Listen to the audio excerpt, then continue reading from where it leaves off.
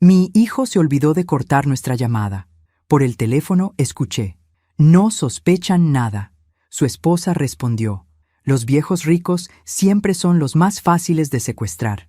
Así que llamé a un investigador privado esa misma hora. Cuando llegaron para la cena, tuvieron una gran sorpresa. ¿Desde dónde nos estás viendo hoy? Déjanos tu ubicación en los comentarios y dale like y suscríbete al canal. Pero retrocedamos al principio de esta historia que cambió mi vida para siempre. Era lunes por la tarde cuando mi mundo se desplomó por completo. Acababa de terminar de preparar los tamales para la cena cuando mi teléfono sonó. Diego, mi hijo de 32 años, el mismo que había criado con tanto sacrificio después de que su padre nos abandonara. Hola, mijo, contesté con esa alegría maternal que nunca se me quitaba, sin importar cuántas veces me ignorara sus llamadas. Mamá, te llamo rápido. Valentina y yo queremos invitarte a cenar el sábado. Tenemos algo importante que contarte. Mi corazón se llenó de esperanza. Hacía meses que apenas los veía. Desde que Diego se casó con Valentina hace 3 años, las visitas se habían vuelto escasas. Siempre tenían excusas: trabajo, compromisos sociales, viajes, pero ahora me invitaban a cenar. ¡Qué maravilloso! ¿A qué hora quieren que llegue? A las 8. Te mandamos la dirección por mensaje. Noté algo extraño en su voz, cierta tensión que no logré descifrar en el momento, pero estaba tan emocionada por la invitación que lo ignoré por completo. Perfecto, mijo. ¿Necesito llevar algo? ¿Postre, tal vez? No. Solo ven. Tenemos que hablar de algunas cosas. Después de colgar, me quedé con el teléfono en la mano, sintiendo una mezcla de emoción y nerviosismo. ¿Importantes que contarme? Tal vez Valentina estaba embarazada. O quizás habían comprado una casa nueva y querían sorprenderme. Mi mente se llenó de posibilidades felices. Decidí llamar a mi hermana Rosa para contarle las buenas noticias. Marqué el número de Diego sin pensar, pero cuando estaba a punto de hablar, escuché voces. La llamada no se había cortado. Diego había olvidado colgar. ¿Estás segura de que no sospecha nada? Era la voz de Diego, pero sonaba diferente. Fría, calculadora. Claro que no sospecha, respondió Valentina con una risa que me heló la sangre. Los viejos ricos siempre son los más fáciles de secuestrar, especialmente cuando confían ciegamente en la familia. El teléfono se me resbaló de las manos y cayó al suelo con un golpe seco. Secuestrar. Habían dicho secuestrar. Mi propio hijo, el niño que había criado sola, trabajando 2 empleos para mantenerlo, estaba planeando secuestrarme. Y lo peor de todo, creían que tenía dinero. Mucho dinero. Si tan solo supieran la verdad. El shock fue tan intenso que tuve que sentarme en la cocina, sosteniendo el teléfono que seguía conectado, esperando escuchar más. Pero la línea se cortó. Diego finalmente se había dado cuenta de su error. Mi mente corrió a 1000 por hora. ¿Viejos ricos? ¿De dónde habían sacado esa idea? Yo vivía en el mismo apartamento de 2 habitaciones desde hace 20 años. Manejaba el mismo Honda Civic del 2008. Compraba en el supermercado con cupones y esperaba las rebajas para renovar mi guardarropa. Pero entonces recordé las mentiras que había estado contando durante los últimos 2 años. Todo comenzó cuando Diego se comprometió con Valentina. Ella venía de una familia acomodada de Guadalajara y desde el primer encuentro me trató con esa condescendencia sutil que usan los ricos con los pobres. Sus comentarios sobre mi apartamento pintoresco, mi trabajo como secretaria en una clínica dental siendo muy noble, mi ropa siendo clásica, siempre con esa sonrisa falsa que no llegaba a los ojos. La humillación me dolía menos que ver cómo Diego empezó a avergonzarse de sus raíces. En la boda, apenas me presentó a sus nuevos suegros. Cuando preguntaron a qué me dedicaba, Diego interrumpió rápidamente diciendo que estaba semi-retirada y que había hecho algunas inversiones exitosas. Yo no lo corregí. Ver el orgullo en sus ojos al mentir sobre mi situación económica me partió el corazón, pero preferí mantener su dignidad intacta. La mentira creció. En cada reunión familiar, Diego añadía detalles: que había comprado propiedades, que tenía acciones en la bolsa, que mi modesto apartamento era solo una de mis residencias. Valentina empezó a tratarme con más respeto, preguntando por mis inversiones y mis planes de expansión. Era patético, pero por primera vez en años, mi hijo parecía orgulloso de mí. Ahora esa mentira se había convertido en una sentencia de muerte. Mi teléfono vibró. Un mensaje de Diego. Se me olvidó colgar. Jeje, espero que no hayas escuchado a Valentina hablando de la sorpresa del sábado. La sangre se me heló. ¿Cuánto había escuchado? ¿Sabían que lo sabía? Respondí con dedos temblorosos. No escuché nada, mijo. Solo el ruido de fondo. Perfecto. Nos vemos el sábado a las 8. Necesitaba ayuda. No podía ir a la policía sin evidencia. Nadie me creería que mi propio hijo planeaba secuestrarme basándose en una conversación telefónica. Recordé el anuncio que había visto en el periódico la semana anterior. Investigaciones Santos. Casos discretos. Resultados garantizados. Sin dudarlo más, busqué el número y marqué. ¿Necesita que alguien crea en usted cuando nadie más lo hace? Habla Carmen Mendoza. La oficina de Rafael Santos estaba en un edificio de ladrillo rojo en el centro de la ciudad. Subí 3 pisos por escaleras que crujían, preguntándome si estaba cometiendo el error más grande de mi vida.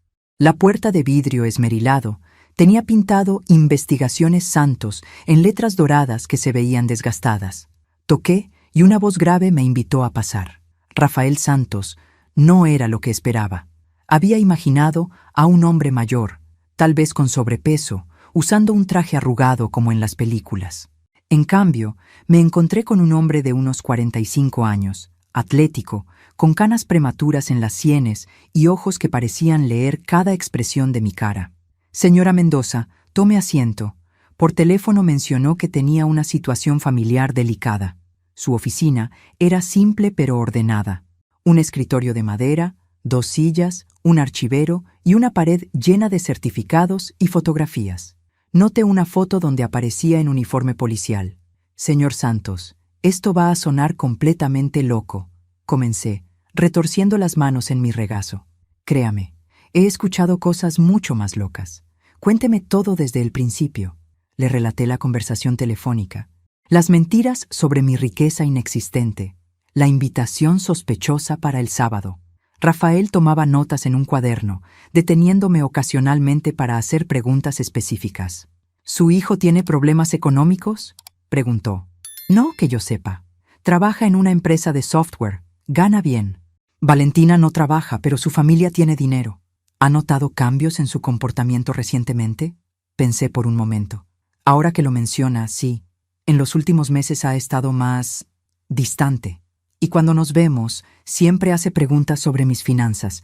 Dice que quiere ayudarme a optimizar mis inversiones. Rafael asintió, como si encajara una pieza en un rompecabezas. Señora Mendoza, necesito ser directo con usted. Si su hijo realmente está planeando un secuestro, no va a ser algo improvisado. Este tipo de delitos requiere preparación, un lugar donde llevarla, contactos para manejar el rescate, un plan de escape. Eso significa que probablemente hay más gente involucrada. Sus palabras me golpearon como un balde de agua fría. ¿Más gente? Los secuestros familiares rara vez son operaciones de 2 personas. Necesitan cómplices, alguien que no esté relacionado con la familia para hacer las llamadas de rescate. Alguien que vigile mientras ellos mantienen las apariencias. Me levanté bruscamente. Esto es una locura. Tal vez malentendí lo que escuché.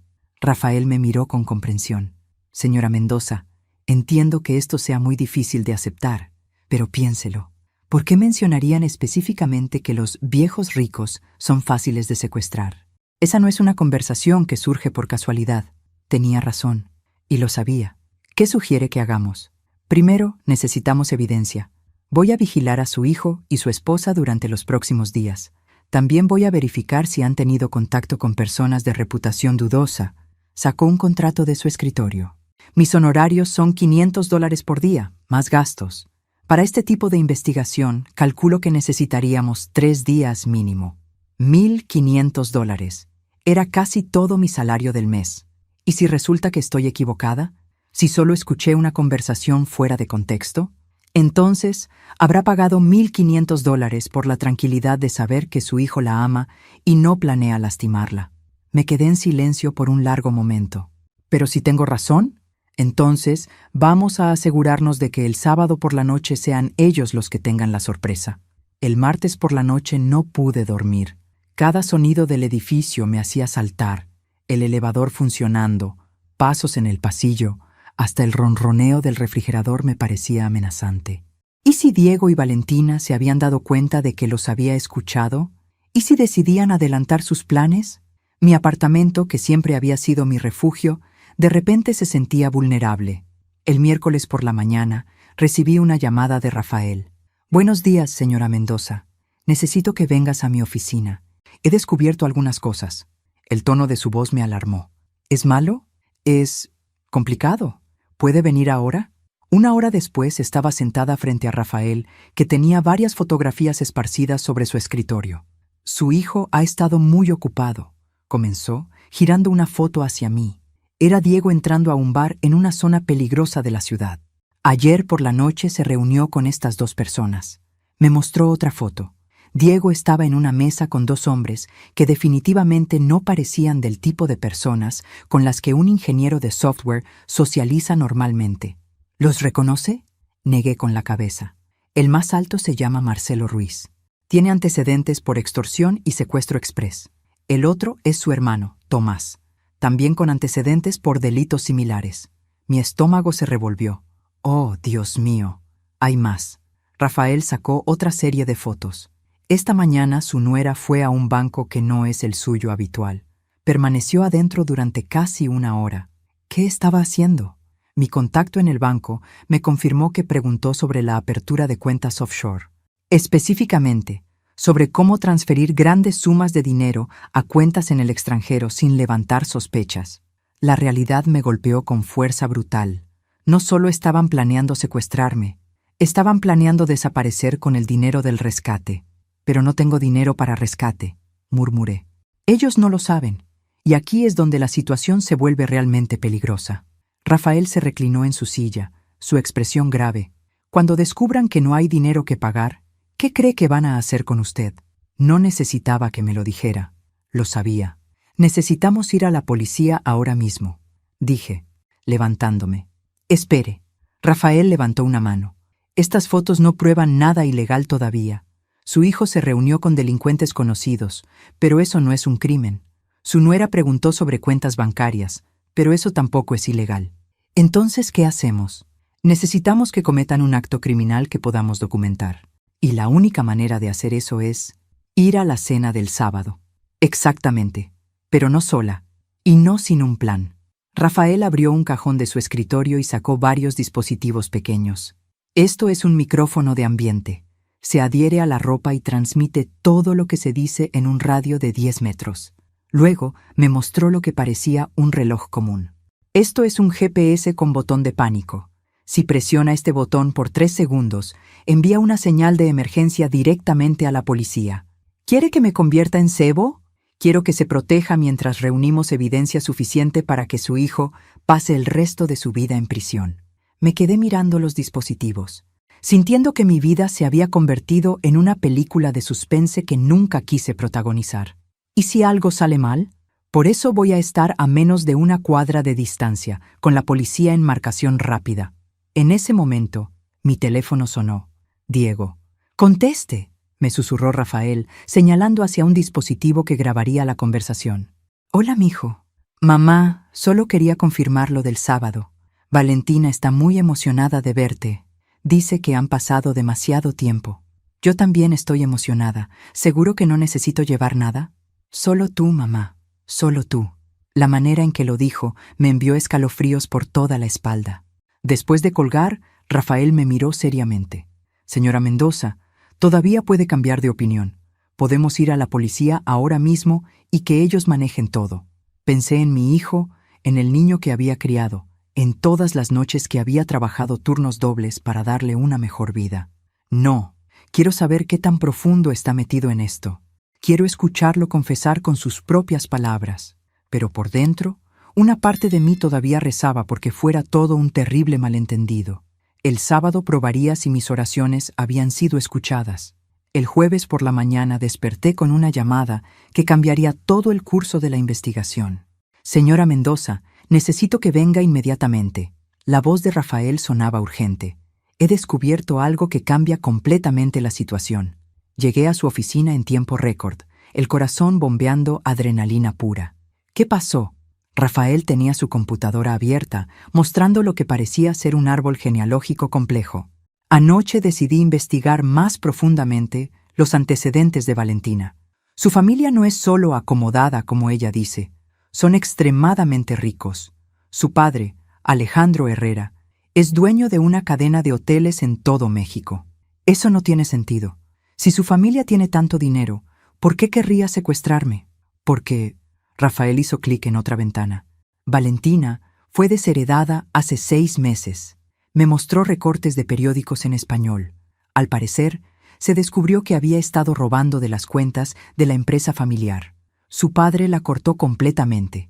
No solo perdió su herencia, sino que la familia la repudió públicamente. Mi mente comenzó a procesar esta información. Entonces ella necesita dinero desesperadamente. Exacto. Pero aquí viene lo realmente preocupante. Rafael abrió otra carpeta con documentos. Valentina no le contó a Diego sobre la desheredación. Él sigue creyendo que se va a casar con una heredera rica. ¿Cómo lo sabes? Porque contraté a alguien para vigilar su apartamento ayer por la noche. Mi colega logró escuchar una conversación muy reveladora entre Valentina y su madre por teléfono. Rafael reprodujo una grabación de audio. Era Valentina hablando en voz baja, pero claramente audible. «Mamá, Diego no puede saber la verdad todavía. Si descubre que papá me cortó, va a cancelar todo el plan. Sí, el plan del secuestro va a funcionar. Ella tiene que tener dinero escondido. La gente de su edad siempre tiene ahorros. No, él piensa que lo hacemos porque estamos aburridos y queremos emociones fuertes». La grabación continuó, pero yo ya no podía procesar más palabras.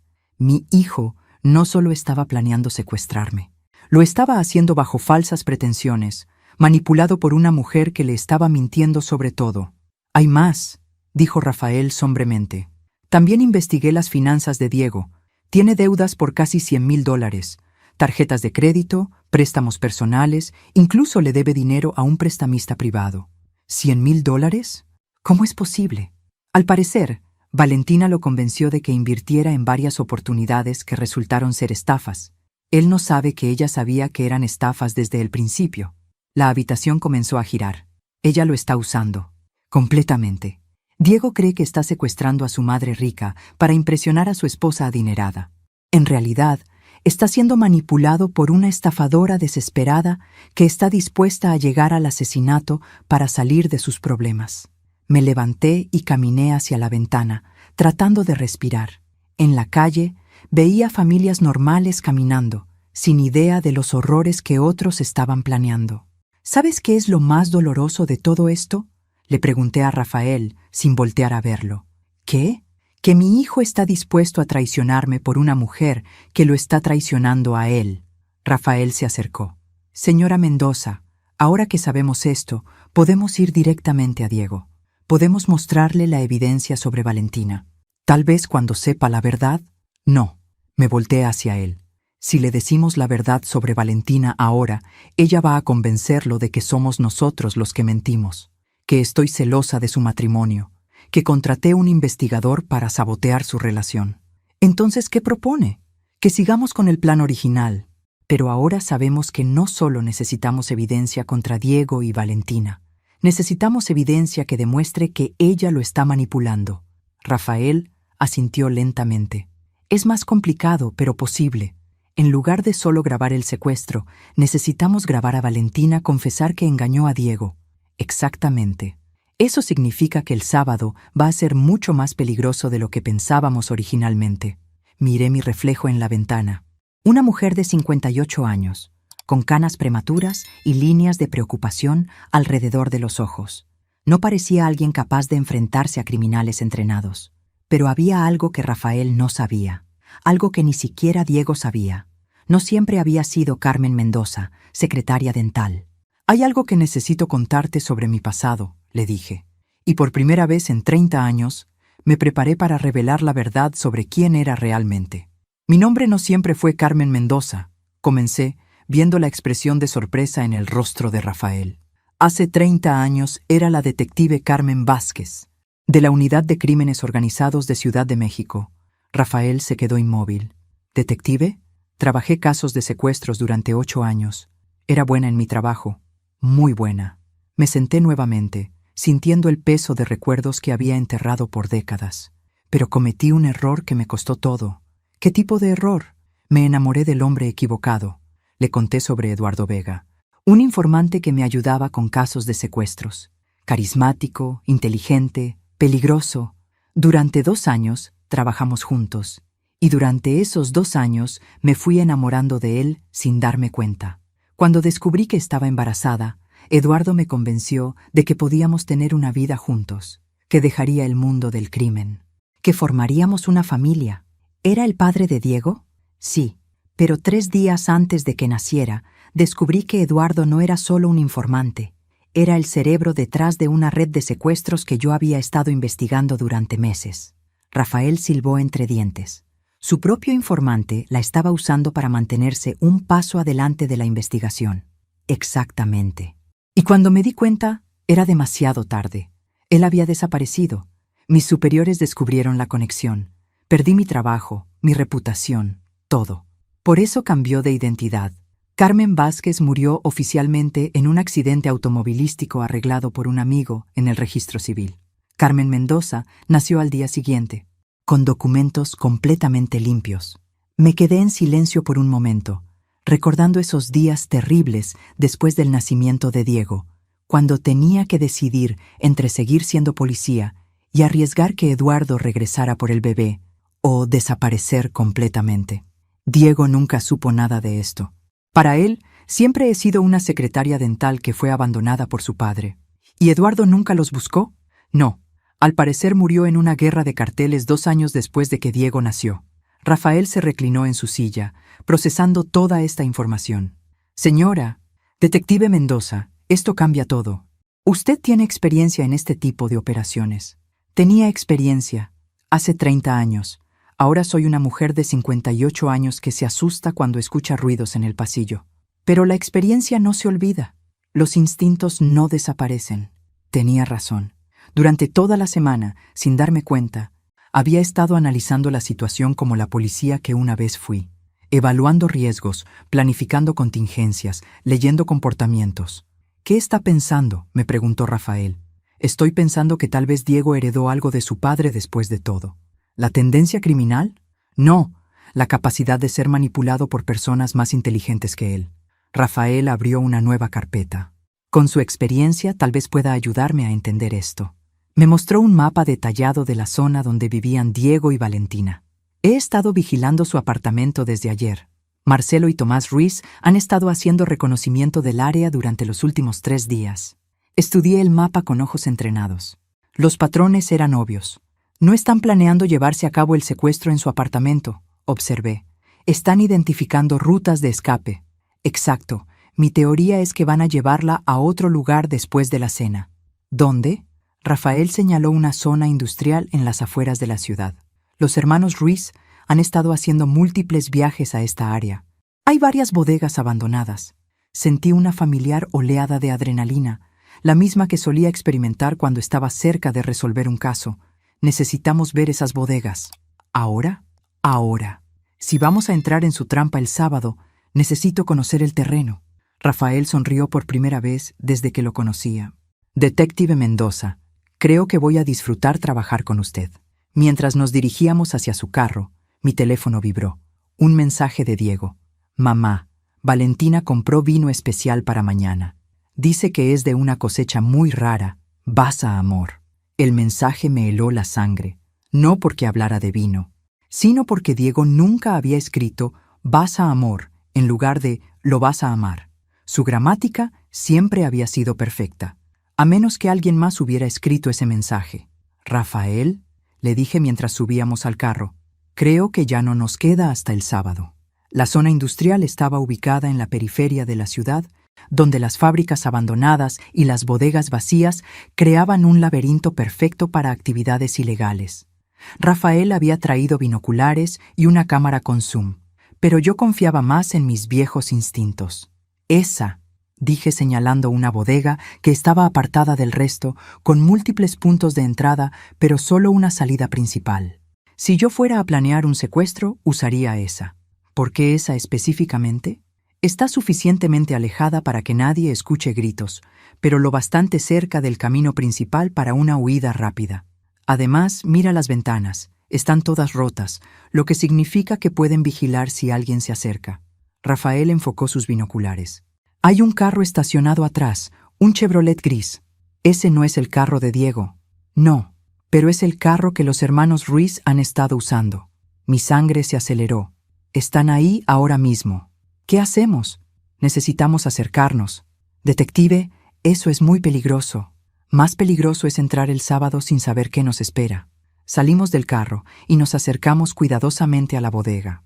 Los años como detective habían grabado en mi memoria cómo moverme silenciosamente, cómo usar las sombras, cómo respirar de manera que no haga ruido. A través de una ventana rota pudimos ver el interior. Marcelo y Tomás Ruiz estaban montando algo que me hizo sentir náuseas. Una silla con cuerdas, una mesa con herramientas y lo que parecía ser equipo de grabación.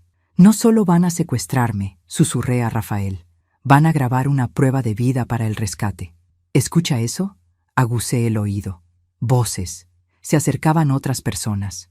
Por instinto, jalé a Rafael detrás de unos barriles oxidados justo cuando Diego y Valentina aparecieron caminando hacia la bodega. ¿Todo está listo para mañana?, preguntó Valentina. Sí, señora.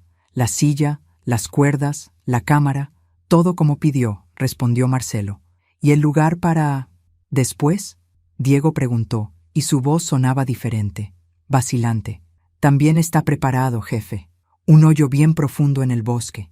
Nadie la va a encontrar. Mi corazón se detuvo. ¡Un hoyo! No solo estaban planeando secuestrarme, estaban planeando asesinarme.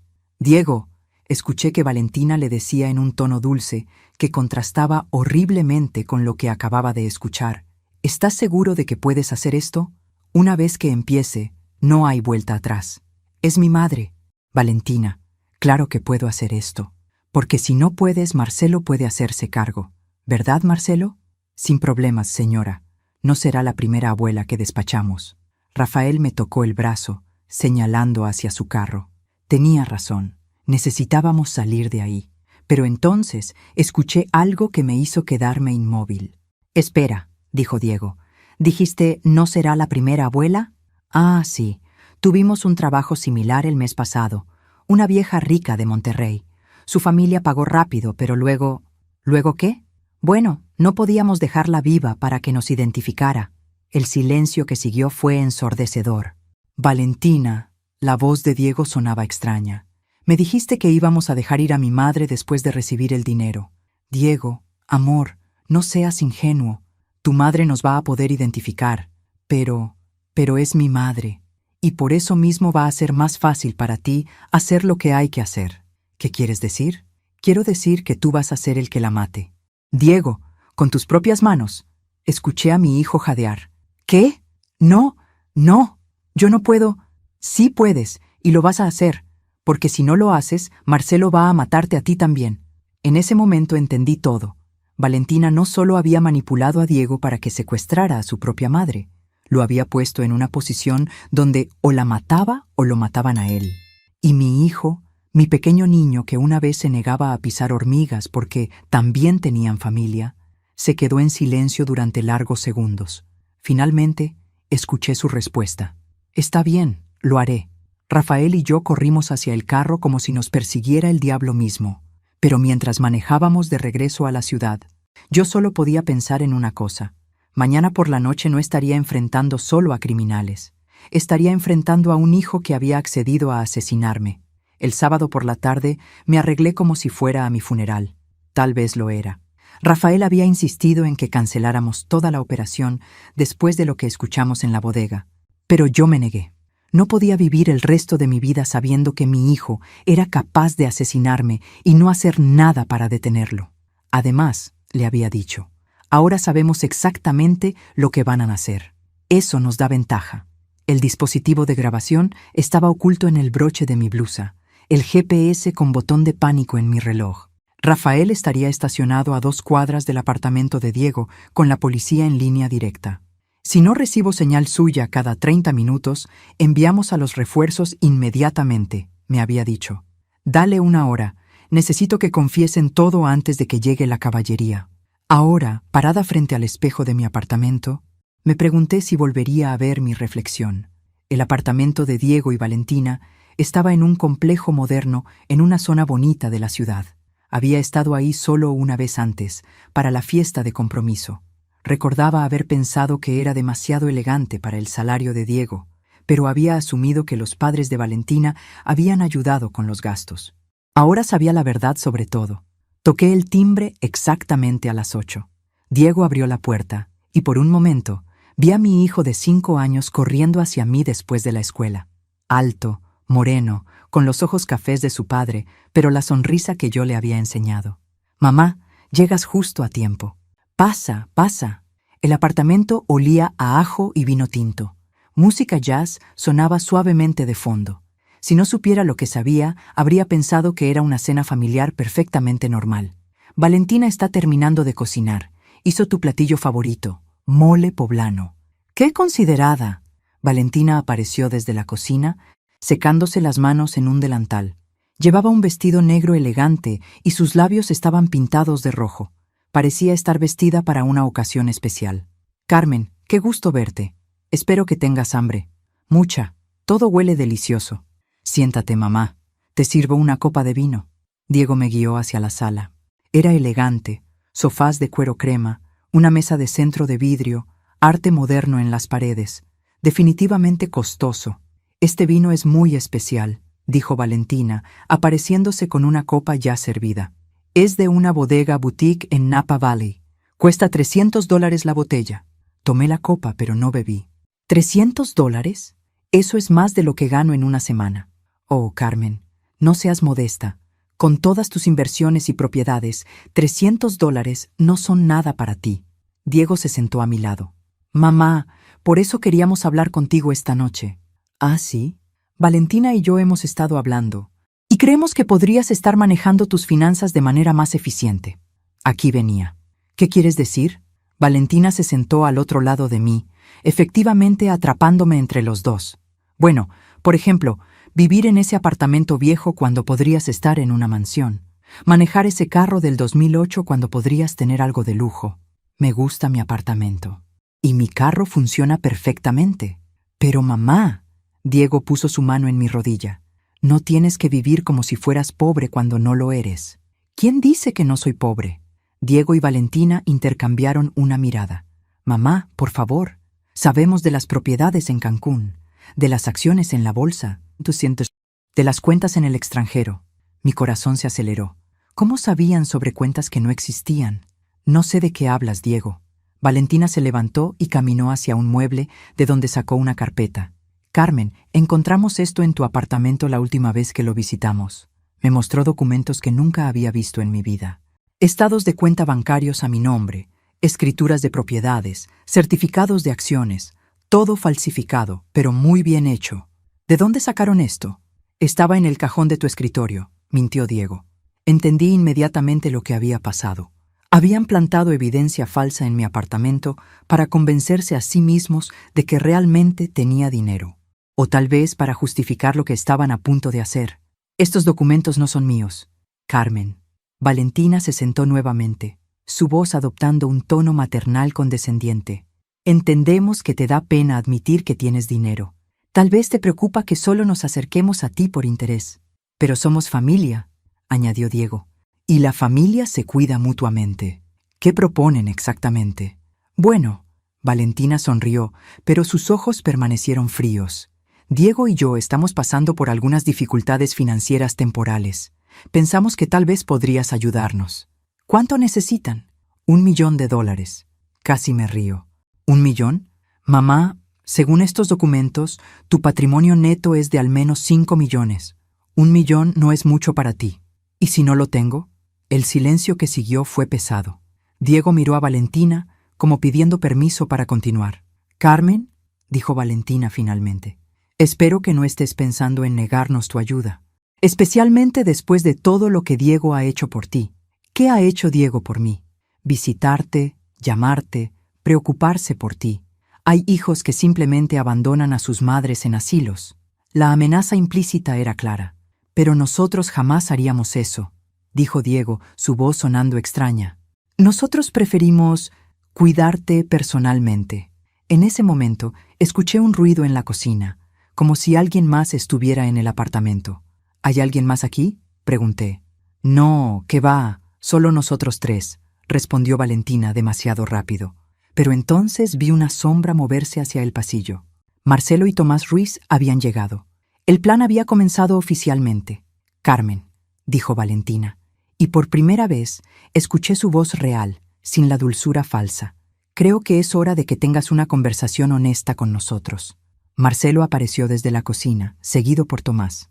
Los dos hombres que había visto en las fotos de Rafael ahora estaban parados en la sala, bloqueando efectivamente cualquier escape hacia la puerta principal.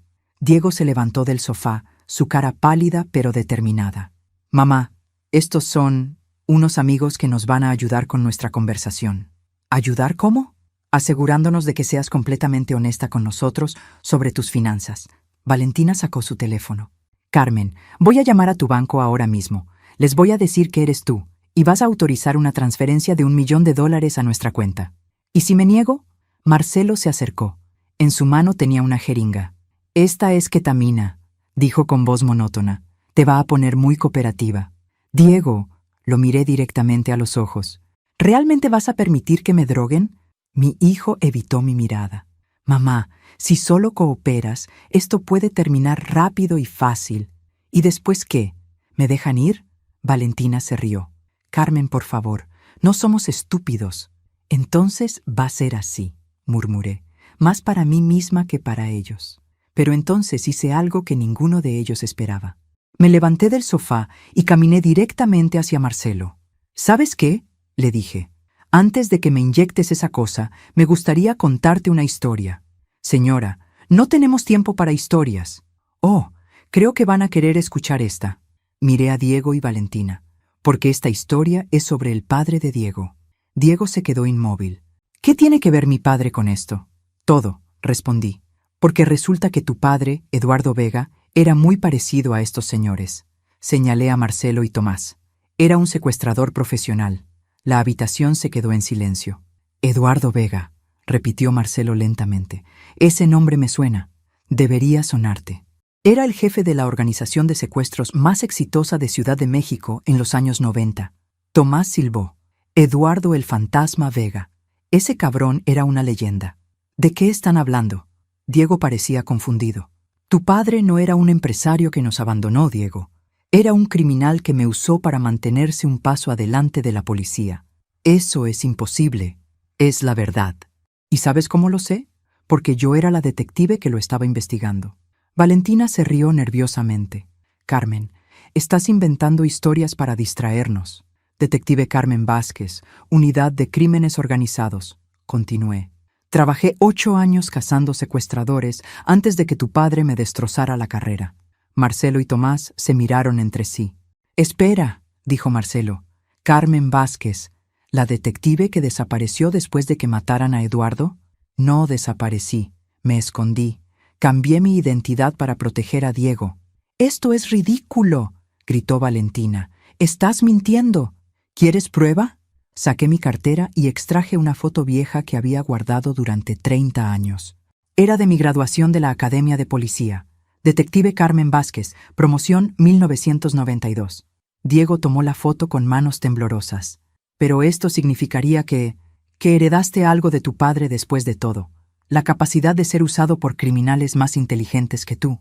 Valentina estaba perdiendo el control.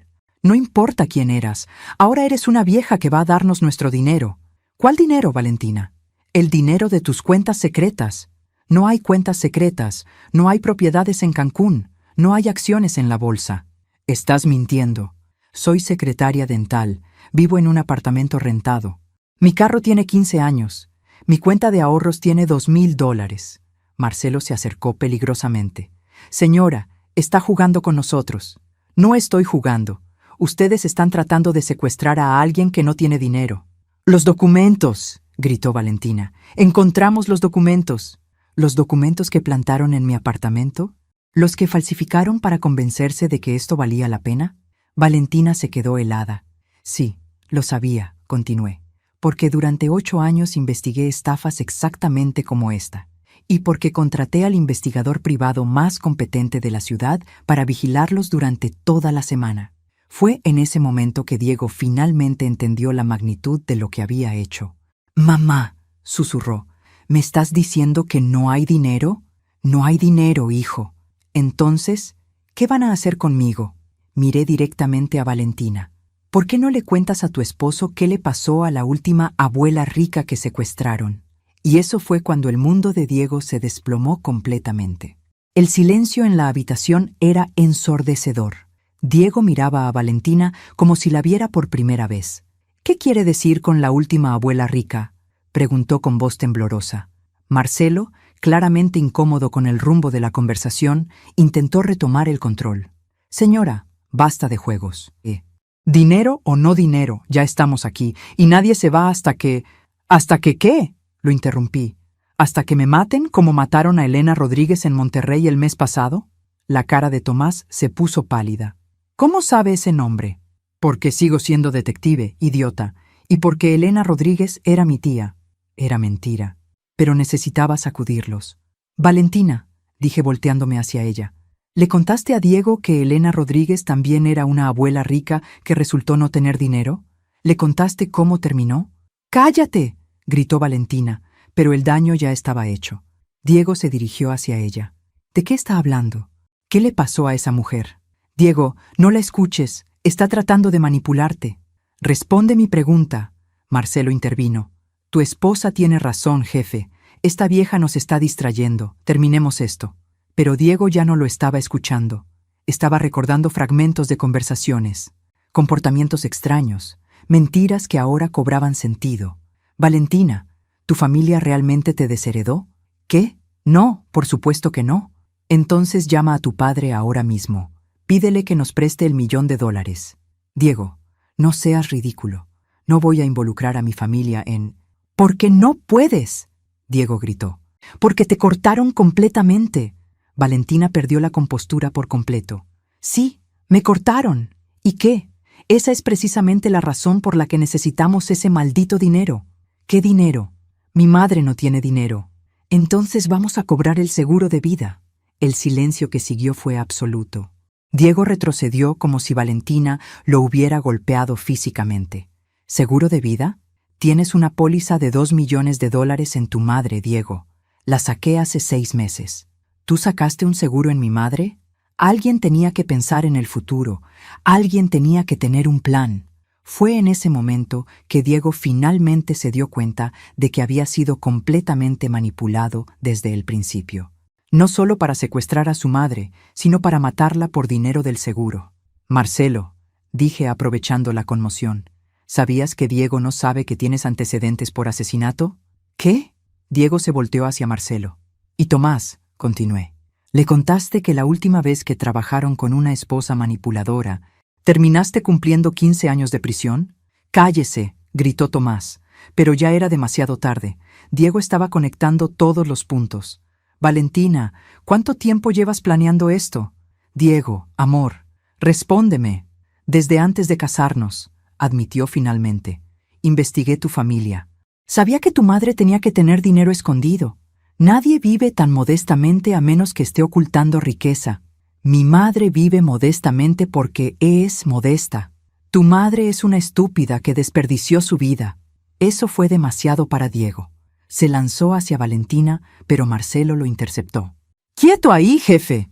En la confusión, presioné 3 veces el botón de pánico de mi reloj. «¿Sabes qué es lo más patético de todo esto?», le dije a Valentina mientras Marcelo sujetaba a Diego. «Que realmente hay dinero». Todos se quedaron inmóviles. «¿Qué? No mucho, pero después de 30 años trabajando como secretaria, después de vivir modestamente, después de ahorrar cada peso, tengo alrededor de $200.000 en mi cuenta de retiro». Valentina se rió histéricamente. «$200.000. Eso no es nada. Es suficiente para irme de aquí, comprar una casita en la playa y vivir cómodamente el resto de mi vida». «¿Y por qué no nos lo dijiste?». «Porque…», sonreí por primera vez en toda la noche. «Nunca pensé dárselos a criminales». Fue entonces cuando escuchamos las sirenas. Rafael había cumplido su palabra. La policía estaba rodeando el edificio. «Nos pusiste una trampa», gritó Valentina. «No», respondí calmadamente. «Ustedes se pusieron la trampa solos. Yo solo me aseguré de que hubiera alguien para documentar su estupidez». Marcelo corrió hacia la ventana. «Está rodeado». Tomás intentó ir hacia la puerta trasera, pero se detuvo cuando vio luces rojas y azules también por ese lado. «Diego», le dije a mi hijo, que seguía en estado de shock, «todavía estás a tiempo de tomar la decisión correcta». Diego miró a Valentina, luego a mí, luego a los criminales que su esposa había traído a nuestras vidas. Cuando la policía derribó la puerta, Diego estaba parado frente a mí, protegiéndome de Marcelo, que había sacado un cuchillo en un último acto desesperado. 6 meses después, estaba sentada en la terraza de mi nueva casa en Puerto Vallarta, viendo el atardecer sobre el Pacífico. El dinero de mi retiro había sido suficiente para un pequeño departamento con vista al mar y una vida tranquila. Diego había recibido una sentencia suspendida a cambio de su testimonio contra Valentina y los hermanos Ruiz. Estaba en terapia, tratando de reconstruir su vida y entender cómo había sido tan completamente manipulado. Me visitaba una vez al mes. Nuestras conversaciones eran difíciles pero honestas.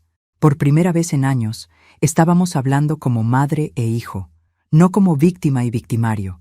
Valentina recibió 25 años por conspiración para cometer secuestro y asesinato. Los hermanos Ruiz recibieron cadena perpetua. Mi teléfono sonó. Era Diego. «Hola, mamá. Solo quería saber cómo estás». «Estoy bien, mijo. ¿Y tú?» «Mejor. Cada día un poco mejor. Me alegra escuchar eso. Mamá, ¿puedo preguntarte algo?» «Por supuesto. ¿Cómo pudiste perdonarme?»